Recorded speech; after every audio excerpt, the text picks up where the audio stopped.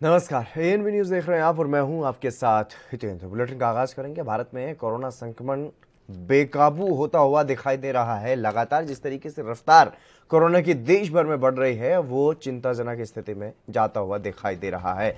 बीते 24 घंटे की अगर बात की जाए तो 1.85 लाख लोग जो है वो कोरोना संक्रमित पाए गए हैं और वहीं कोविड के कारणों से जो मौतें हो रही हैं उसमें भी लगातार इजाफा हो रहा है। पहली बार देश में 1,85,000 से ज्यादा जो है नए केस सामने आए और भारत में कोरोना के एक्टिव केस अब लगातार बढ़ रहे हैं, 13 लाख के पार पहुंच गए हैं और पिछले कुछ दिनों से देश में हर रोज 1.5 लाख से ज्यादा कोरोना के मामले सामने आ रहे हैं। अगर बीते दिन की बात की जाए तो देश में 1,85,294 नए केस सामने आए जबकि 1,026 लोगों की मौत हुई है। अगर कुल मौतों की बात की जाए तो अब तक 1,72,115 लोगों की मौत हो चुकी है और एक्टिव केस की अगर बात की जाए तो 13,61,000 के आंकड़े को पार कर चुका है। वहीं देश में सबसे प्रभावित राज्यों की अगर बात की जाए तो महाराष्ट्र कोरोना का गढ़ बना हुआ है। कोरोना का केंद्र देश भर में महाराष्ट्र बना हुआ है, जहां पर 24 घंटे में 60,000 से ज्यादा नए मामले सामने आ रहे हैं जबकि 281 लोगों की मौत भी हुई है। और इसी तरह से अगर बात देश की राजधानी दिल्ली की जाए तो यहां भी एक दिन में रिकॉर्ड मामले सामने आए हैं। दिल्ली में 24 घंटे में 13,468 नए मरीज सामने आए जबकि 81 लोगों की मौत हुई है। इसके अलावा उत्तर प्रदेश में भी हालात जो हैं वो बिगड़ते हुए दिखाई दे रहे हैं। 24 घंटे में 17,963 नए केस सामने आए हैं और इसी तरह से छत्तीसगढ़ में 15,121 नए मामलों की पुष्टि हुई। देश में लगातार बढ़ते मामलों को देखते हुए कई शहरों में पूरी तरह से लॉकडाउन लग चुका है। कई स्थानों पर नाइट कर्फ्यू लागू है और इसमें अब महाराष्ट्र भी शामिल हो गया है, जहां पर कर्फ्यू धारा 144 के साथ नाइट कर्फ्यू जो है वो बढ़ा दिया गया है और पाबंदियां लगातार बढ़ाई जा रही हैं।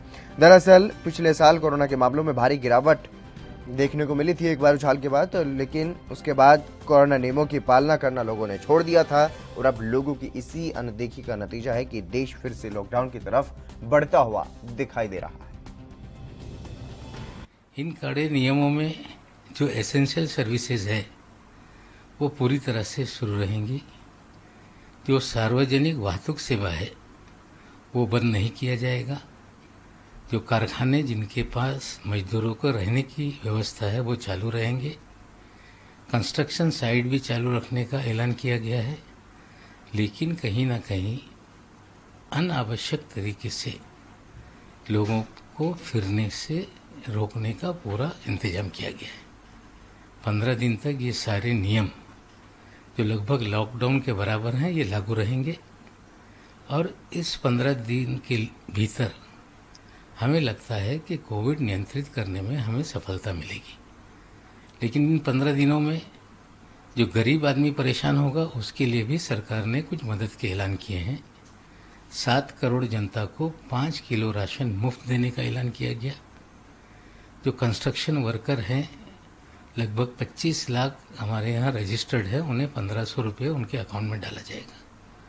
जो फेरी वाले हैं जो रजिस्टर्ड हैं उनके अकाउंट में 1,500 रुपये डाले जाएंगे।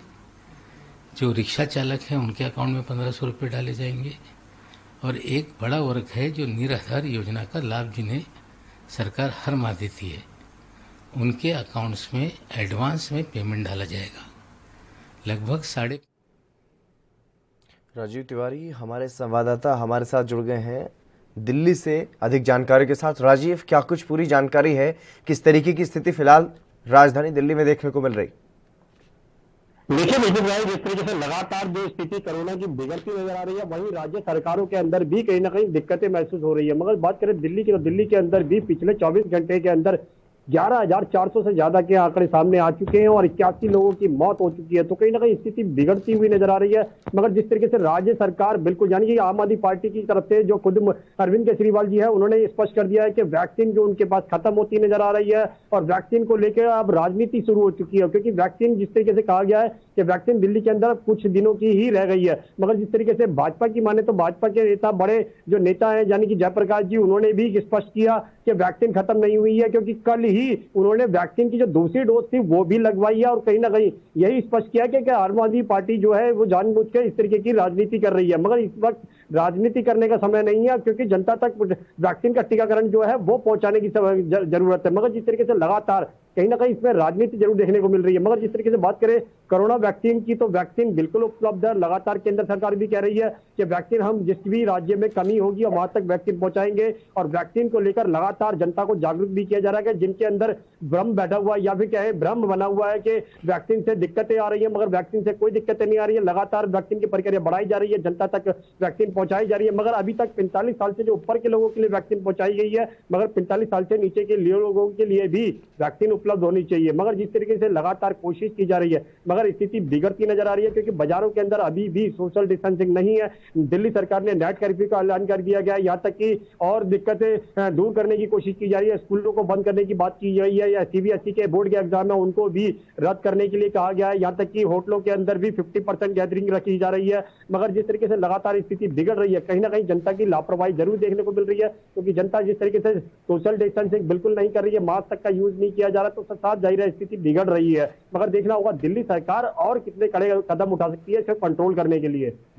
जी राजीव, लेकिन लगातार जिस तरीके से कोरोना के मामले बढ़ रहे हैं, अब साथ ही साथ त्योहार भी मनाए जा रहे हैं। त्योहारों में किस तरीके का क्या कुछ देखने को मिल रहा है, क्योंकि मरकज को खोलने के लिए इनकार कर दिया गया है, अनुमति नहीं दी गई है कोर्ट की तरफ से भी, और वहीं नवरात्र भी चल रहे हैं। देखिए बिल्कुल सही कहा आपने। यहाँ पर बात करें दिल्ली सरकार की, यार कोर्ट की बिल्कुल गाइडलाइन निकाली जा चुकी है, यहाँ तक कि मंदिरों को भी बंद कर दिया गया है। मगर हाँ, दिल्ली के अंदर एक दो मंदिर जो है वो बड़े खुले हुए हैं, मगर उनके अंदर भी सोशल डिस्टेंसिंग बिल्कुल की जा रही है। यहाँ तक कि दिल्ली पुलिस और सिविल डिफेंस के जवान और मंदिर कर्मचारी बिल्कुल मौजूद है। लगातार कोशिश की जा रही है कि लोगों को, भक्तों को कम से कम आने की अनुमति दी जाए, मगर जो भी आए वो भी सोशल डिस्टेंसिंग के दायरे के अंदर। मगर बात करें दिल्ली के सबसे बड़े मंदिर झंडे वालन की, तो वहां पर भी सख्ती की गई है। मंदिर आम लोगों के लिए बंद कर दिया गया है, और लगातार कोशिश की जा रही है कि कोरोना की स्थिति को कंट्रोल किया जाए। मगर जिस तरीके से कोरोना की जो रफ्तार है वो बिल्कुल बढ़ती नजर आ रही है। हर 24 घंटे के अंदर लगभग 1000 से ज्यादा के आंकड़े सामने आ रहे हैं। मगर जिस तरीके से लगातार दिल्ली की जो सरकार है वो कोशिश करती नजर आ रही है, मगर वैक्सीन उपलब्ध हर व्यक्ति तक होने चाहिए, इसलिए तो सबको भी पता है। मगर जिस तरीके से लगातार दिल्ली के अंदर स्थिति बिगड़ रही है, उसके कंट्रोल करने के लिए जनता का सहयोग बहुत जरूरी है। और यही अपील दिल्ली सरकार भी करती नजर आ रही है जनता से कि कोरोना जैसी महामारी से बचने के लिए अभी संयम चाहिए, और कहीं ना कहीं सोशल डिस्टेंसिंग और मास्क की जरूरत है। मगर देखना होगा कि लोग बाग कितने जागरूक हो पाते हैं, क्योंकि अभी तक जागरूकता की कमी देखने को मिल रही है जनता के अंदर। जी, वहीं अगर बात की जाए मरकज की, क्योंकि मरकज को खोलने की मांग की जा रही थी रमजान के महीने में, और ऐसे में कोर्ट की तरफ से मना किया गया है। लेकिन दिल्ली पुलिस की तरफ से जो इन्वेस्टिगेशन के लिए कहा गया था, जो वहां की रिपोर्ट जो देने के लिए कहा गया था, उस रिपोर्ट में क्या कुछ था जिसके आधार पर यह फैसला सुनाया गया? देखिए बिल्कुल बात करें मरकज की, तो मरकज के अंदर बिल्कुल खोलने की अनुमति मांगी जा रही है, मगर सुप्रीम कोर्ट की तरफ से ही मना कर दिया गया है। यहाँ तक कि दिल्ली सरकार भी उसको लिए अनुमति नहीं दे रही है। मगर जिस तरीके से लगातार कोशिश की जा रही है कि मरकज को खोला जाए, और कहीं ना कहीं रमजान के महीने में उनको वहां तक जाने की अनुमति दी जाए। मगर पिछले साल की बात करें तो पिछले साल भी मरकज के अंदर कहीं ना कहीं कोरोना वायरस की जो गिनती थी उससे कहीं ना कहीं रफ्तार मिली थी, और कहीं ना कहीं दिक्कतें जरूर आई थी। मगर अब कहीं ना कहीं इसको नहीं खोलने की परमिशन दी जा रही है, क्योंकि जिस तरीके से मंदिरों को बंद किया गया है, मरकज को बंद किया गया है, तो साथ जाहिर है दिल्ली सरकार ऐसा कोई भी जोखिम नहीं उठाना चाहती है जिससे कोरोना की रफ्तार बढ़ सके। मगर देखना होगा कि दिल्ली सरकार के कड़े कदम, यानी कि नाइट कर्फ्यू के बाद और भी जो कड़े कदम उठाए जा रहे हैं, उससे कितना जनता को फर्क पड़ने वाला है। क्योंकि जनता जब तक सोशल डिस्टेंसिंग के दायरे में नहीं आएगी और मास्क का यूज नहीं करेगी, तो कहीं ना कहीं दिक्कतें जरूर आ सकती है। मगर केंद्र सरकार की तरफ से भी अपील की जा रही है, जो लोग वैक्सीन का टीकाकरण यानी कि दोनों डोज लगवा चुके हैं, वो भी कहीं ना कहीं सोशल डिस्टेंसिंग और मास्क का यूज करते रहें। जी, वहीं वैक्सीनेशन की अगर बात की जाए तो वैक्सीनेशन को लेकर के लगातार राज्यों की तरफ से कहा जा रहा है कि वैक्सीन की कमी है। वहीं केंद्रीय स्वास्थ्य मंत्रालय की तरफ से जो जानकारी दी गई है कि वैक्सीन का वेस्टेज ज्यादा हो रहा है। अब इस पूरे मामले पर कहीं ना कहीं सियासत जो है वो देखने को मिल रही है। राजीव, देखिए बिल्कुल सही कहा आपने। यहाँ पर वैक्सीन को लेकर बिल्कुल सियासत करती नजर आ रही है, क्योंकि दिल्ली की बात करें तो दिल्ली की खुद आम आदमी पार्टी बार बार कह रही है कि वैक्सीन की कमी होती नजर आ रही है। मगर केंद्र सरकार की तरफ से कहा जा रहा है कि वैक्सीन उपलब्ध है और वैक्सीन से कोई दिक्कत किसी को नहीं होने वाली है। वैक्सीन की अगर किसी भी राज्य के अंदर कमी होगी तो वो उनको उपलब्ध कराएंगे। मगर जिस तरीके से इस वैक्सीन को लेकर राजनीति की जा रही है, कहीं ना कहीं उसका असर जनता के ऊपर भी पड़ता नजर आ रहा है। क्योंकि जिस तरीके से वैक्सीन को लेकर कहा जा रहा है कि वैक्सीन सिर्फ 45 साल के ऊपर के लोगों को दी जा रही है, 45 साल के नीचे के लोगों को क्यों नहीं दी जा रही है, तो कहीं ना कहीं जनता यही समझ रही है, कहीं ना कहीं इनकी जो राजनीति की जा रही है और जनता के बीच में वायरस नहीं है। मगर जनता को कहीं ना कहीं समझना होगा कि वायरस से बचने के लिए कहीं ना कहीं अभी भी सोशल डिस्टेंसिंग और मास्क बहुत जरूरी है, और बार बार जो हाथ धोने की प्रक्रिया है उसको भी अपनाया जाए। मगर जिस तरीके से वैक्सीन की जो प्रक्रिया है, यानी कि 45 साल से नीचे के लोगों के लिए भी दिल्ली सरकार कोशिश कर रही है, मगर देखना होगा राज्य सरकार केंद्र सरकार कब अनुमति देती है राज्य सरकारों को। मगर अभी तक वैक्सीन की जो कमी बताई जा रही थी, वो खुद जो एमसीडी के जो मेयर है उन्होंने भी कहा कि दिल्ली सरकार बताए किन किन जगहों पर वैक्सीन की कमी है, उन जगहों पर वैक्सीन उपलब्ध कराई जाएगी और कहीं ना कहीं जनता तक वैक्सीन का टीकाकरण भी उपलब्ध कराया जाएगा। मगर देखना होगा क्या राजनीति के अलावा हटकर जनता के लिए कितना बड़ी उम्मीदें की जा सकती है, क्योंकि राज्य सरकारें कोशिश जरूर कर रही है, मगर राज्य सरकार की कोशिश जब तक केंद्र सरकार मिलकर काम नहीं करेगी, जब तक कहीं ना कहीं दिक्कतें जरूर आती रहेगी। मगर हम भी वही कहेंगे, राज्य सरकार और केंद्र सरकार और जनता तीनों को मिलकर काम करना होगा ताकि कोरोना जैसी महामारी से निजात मिल सके। जी, लेकिन राजीव, जिस तरीके से जो आंकड़े सामने आ रहे हैं, क्योंकि सरकारी आंकड़ों में कहीं ना कहीं कुछ गड़बड़ भी देखने को मिलती है, लेकिन जो आंकड़े आ रहे हैं वो भी डराने वाले हैं। तो ऐसे में अब लोगों की तरफ से क्या कुछ प्रतिक्रियाएं सामने आ रही हैं? क्या लोगों में फिर से वही खौफ जो कोरोना का पिछले साल देखने को मिल रहा था, क्या अब वो स्थिति एक बार फिर से बनती हुई दिखाई दे रही है? देखिए, बिल्कुल सही कहा आपने। यहाँ पर एक चीज समझनी होगी, जिस तरीके से लगातार आंकड़ों में जो इजाफा हो रहा है, यानी कि हर रोज 24 घंटे के अंदर लगभग 1000 से ज्यादा के आंकड़े आ रहे हैं, यानी कि 11,000 से 12,000 की तरफ नजर आ रहे हैं और कहीं ना कहीं दिक्कतें जरूर आ रही है। मगर जिस तरीके से लगातार केंद्र सरकार की माने तो केंद्र सरकार कह रही है कि हमारे पास सारी चीजें उपलब्ध है, हर चीज की कोशिश की जा रही है, मगर राज्य सरकारें भी बेड के लिए या अस्पतालों के लिए सारी सुविधाएं करती नजर आ रही है। मगर कहीं ना कहीं जनता तक एक मैसेज जा रहा है, जिसके कहीं ना कहीं जनता भी यही समझ रही है कि जो वायरस है वो इतनी तेजी से नहीं बढ़ रहा है जितनी तेजी से दिखाया जा रहा है या बताया जा रहा है। मगर जिस तरीके से लगातार भीड़ उमड़ी हुई है, उससे कहीं ना कहीं दिक्कतें जरूर आ रही है और लगातार कोरोना की जो रफ्तार है उसमें भी इजाफा होता नजर आ रहा है। मगर जिस तरीके से राज्य सरकार की यानी कि खुद आम आदमी पार्टी की माने तो कहीं ना कहीं वैक्सीन को लेकर जो राजनीति की जा रही है वो भी नहीं होनी चाहिए और कहीं ना कहीं हर व्यक्ति तक, चाहे वो छोटा हो या बड़ा हो, वैक्सीन का जो डोज है वो सभी व्यक्तियों के लिए होनी जरूरी है। जी, और वहीं अगर बात की जाए, क्योंकि जिस तरीके से लगातार कोरोना के मामले बढ़ रहे हैं, अब सरकार की तरफ से क्या कुछ योजना बनाई जा रही है? क्योंकि जानकारी के अनुसार लगातार जो बेड्स की संख्या है उसमें भी कमी जो है वो दिखाई दे रही है। देखिए, बिल्कुल बताया, जिस तरीके से केंद्र सरकार की माने या राज्य सरकार की माने तो वैक्सीन को लेकर कहीं ना कहीं राजनीति जरूर है, मगर वैक्सीन की कमी नहीं है, ये खुद केंद्र सरकार की तरफ से भी कहा जा रहा है। और वैक्सीन ये जितनी भी किसी भी राज्य के अंदर दिक्कतें होंगी या कमी होगी उन राज्यों के अंदर बेड्स की समस्या की मैं बात कर रहा हूँ, बेडों की व्यवस्था को लेकर के क्या कुछ कहना है दिल्ली सरकार विदेशों में भेजी जा रही है और वे अपने देशों के लोगों के लिए वैक्सीन कम पड़ रही है। मगर जिस तरीके से लगातार की राजनीति की जा रही है और कहीं ना कहीं भाजपा के कोई बड़े नेता जो है वो कहीं ना कहीं वैक्सीन उत्सव भी मना रहे हैं, तो कहीं ना कहीं इससे वैक्सीन उत्सव जो है वो अभी नहीं मनाना चाहिए और कहीं ना कहीं पहले जनता तक वैक्सीन का टीकाकरण बिल्कुल पहुंचाना चाहिए, चाहे वो 45 साल से ऊपर के लोग हैं चाहे 45 साल से नीचे के लोग हैं। वैक्सीन की जो प्रक्रिया है वो हर व्यक्ति तक होनी चाहिए और कोरोना जैसी जब तक महामारी को खत्म नहीं किया जाएगा जब तक कोई उत्सव होना भी नहीं चाहिए। मगर जिस तरीके से जनता भी कुछ कह रही है कि वैक्सीन का जो उत्सव मनाया जा रहा है वो कहीं ना कहीं राजनीति की जा रही है, वैक्सीन खत्म है तो जनता तक मुहैया कराई जाए, मगर इसके अंदर देखना होगा राजनीति कब खत्म होगी और जनता तक कब वैक्सीन का टीकाकरण उपलब्ध करा जाएगा, चाहे वो 45 साल से नीचे के लोग हैं या 45 साल के ऊपर के लोग हैं। मगर कोरोना की महामारी से निजात पाने के लिए जनता का सहयोग बहुत जरूरी है।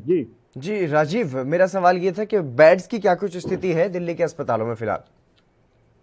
देखिए, बिल्कुल बताइए, जिस तरीके से बेड की अभाव की बात करें तो बेडों की संख्या बिल्कुल बढ़ाई जा रही है दिल्ली के अंदर। दिल्ली के लगातार सरकारी अस्पतालों और प्राइवेट अस्पतालों के अंदर बेड की जो कमी बताई जा रही थी, दिल्ली सरकार निरंतर कोशिश करती नजर आ रही है। मगर दिल्ली सरकार के आंकड़ों की बात करें, दिल्ली सरकार के आंकड़ों के अंदर लगभग सरकारी जो बेड है यानी सरकारी अस्पतालों के जो बेड है वो लगभग 200 के करीब भरे हुए हैं और कहीं ना कहीं जो नॉर्मल यानी कि जो कम, जिनके अंदर कम वायरस का खतरा है तो उनको नॉर्मल वार्ड के अंदर शिफ्ट किया जा रहा है और कहीं ना कहीं बेडों की जो संख्या को बढ़ाया भी जा रहा है। मगर जिस तरीके से लगातार बार बार कहा जा रहा है कि बेडों की कमी हो रही है, बेडों की कमी हो रही है, तो कहीं ना कहीं केंद्र सरकार भी बेड की सुविधा के लिए पहले भी कदम उठाया था और अब की दोबारा से कदम उठाने के लिए बिल्कुल तैयार है।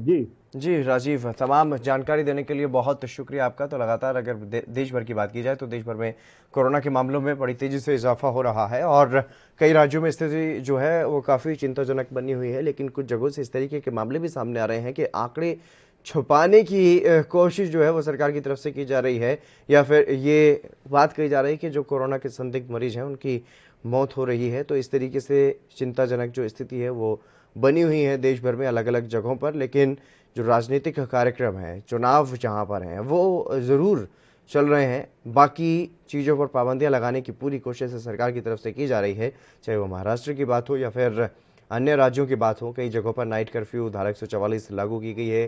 कई शहरों में जहां पर स्थिति ज़्यादा खराब है वहां पर लॉकडाउन पूरी तरह से भी लगाया गया है और उसको आगे बढ़ाया जा रहा है बार बार।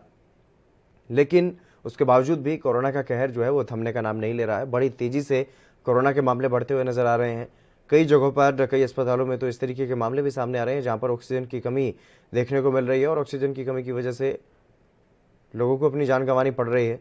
इस तरीके के मामले भी कई जगहों से सामने आ रहे हैं। अंकुर कपूर हमारे संवाददाता हमारे साथ जुड़ गए हैं हरियाणा से। अंकुर, क्या कुछ जानकारी है पूरे हरियाणा की अगर बात की जाए, क्योंकि लगातार जिस तरीके से कोरोना के मामले बढ़ रहे हैं उसको देखते हुए नाइट कर्फ्यू भी लगाया गया, हालांकि अब उसमें बदलाव कर दिया गया है समय में उसके। और कोरोना की फिलहाल क्या कुछ स्थिति राज्य में? जी बिल्कुल, अगर हम बात करें हरियाणा की तो हरियाणा में कोरोना के जो मामले हैं वो बढ़ते हुए दिखाई दे रहे थे, जिसको लेकर हरियाणा में जो नाइट कर्फ्यू लगा दिया गया है उसके बाद एक नया बदलाव हरियाणा सरकार की तरफ से यहाँ पर लाया गया है कि कल जो नाइट कर्फ्यू रात को 9 बजे से लेकर सुबह 5 बजे तक था, उसमें रात को 10 बजे से लेकर सुबह 5 बजे तक कर दिया गया है। उसमें कई जो रेस्टोरेंट हैं और जो शराब के ठेके हैं जो अभी कुछ बंद रहेंगे और कुछ अनावश्यक जो चीजें हैं जो बहुत जरूरी है उसी को खोला जाएगा।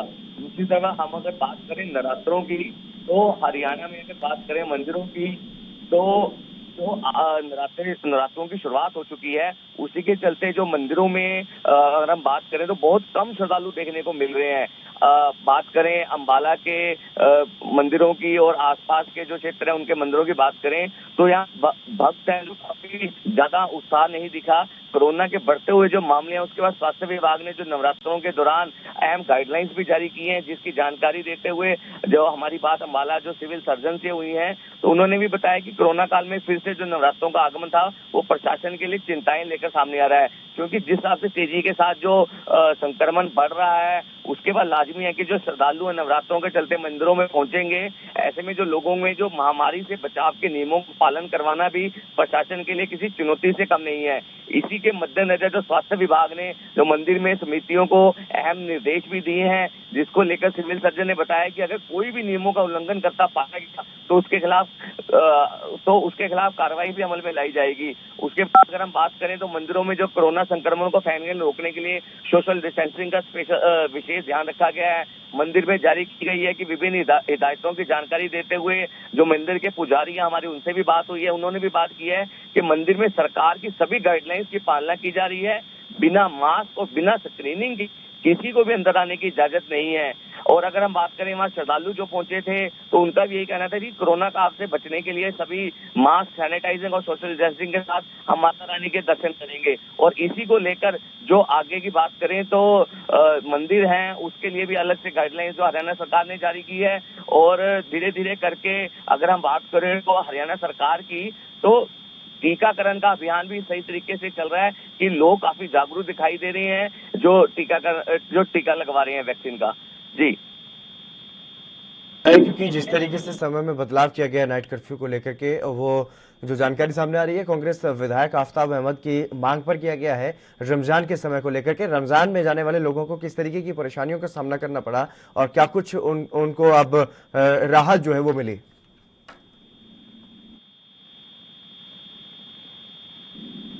अंकुर, मेरी आवाज सुन पा रहे हैं?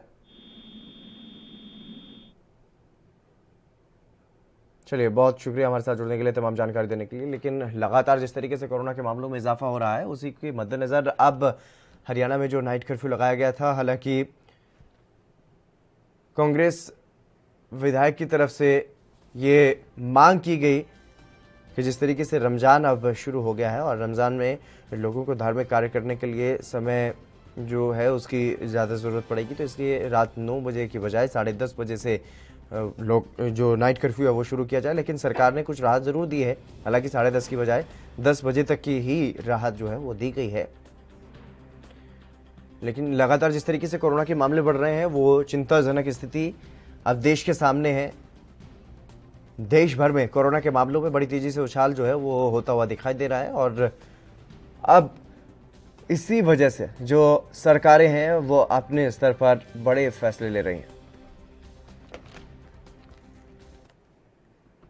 एसडी राज हमारे संवाददाता छत्तीसगढ़ से हमारे साथ जुड़ गए अधिक जानकारी के साथ। एसडी राज, क्या कुछ पूरी जानकारी, क्या कुछ ताजा अपडेट कोरोना के मामलों को लेकर के छत्तीसगढ़ से सामने आ रहा है?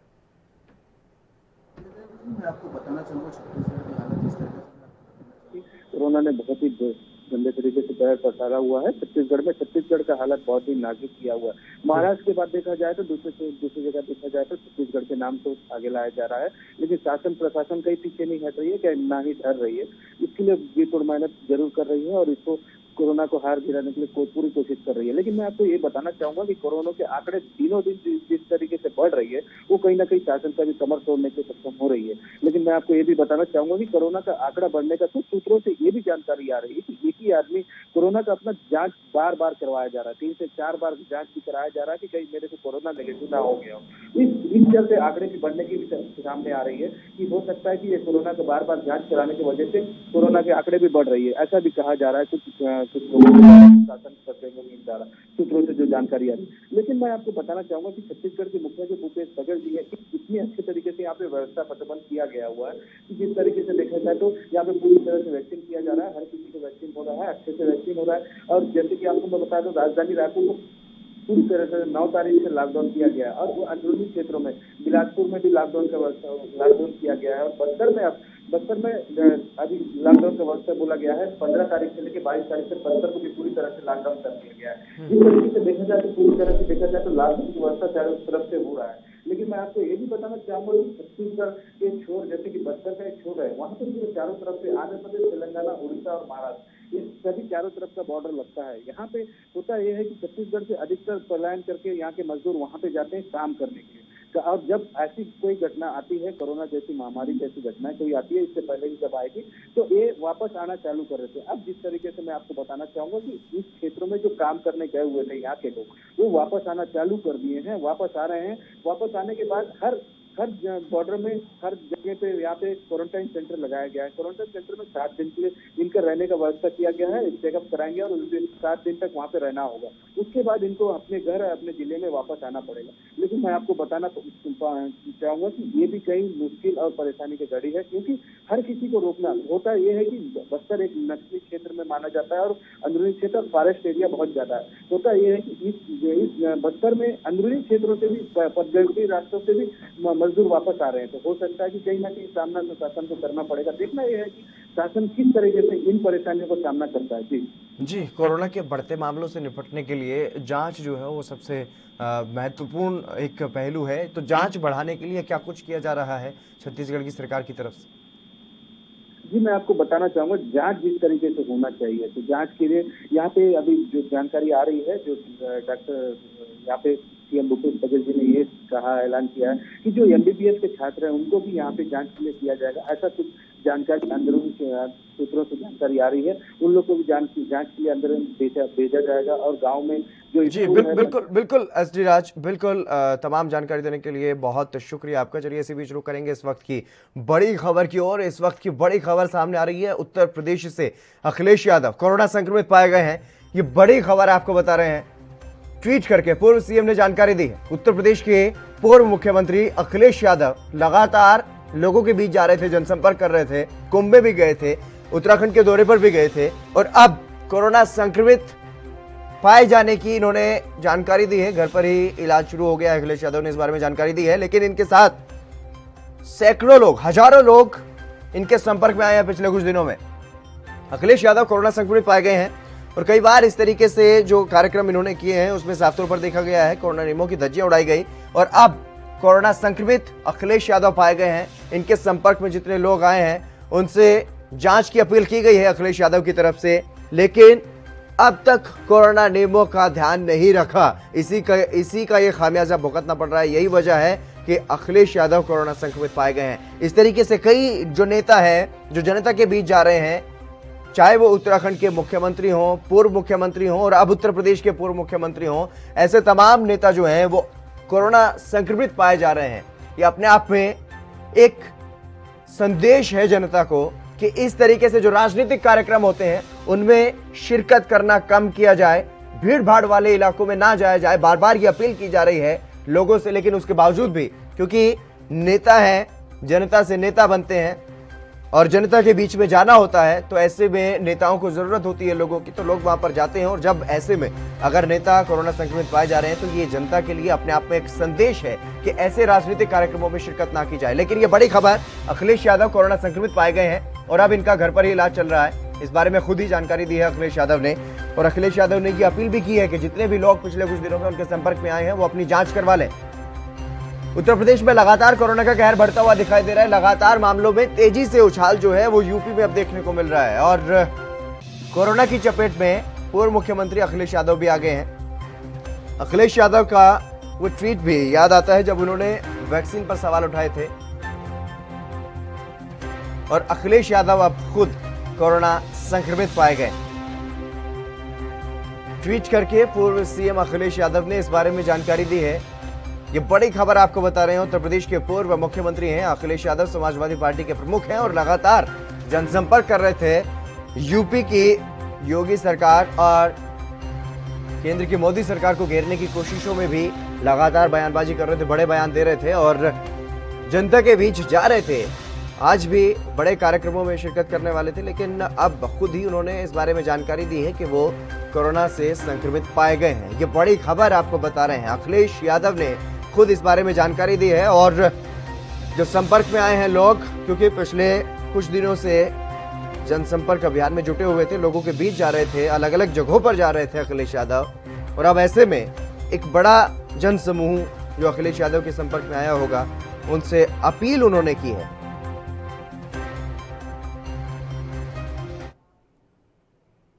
चलिए फिलहाल रुकेंगे एक छोटे से ब्रेक के लिए, जल्द हाजिर होंगे।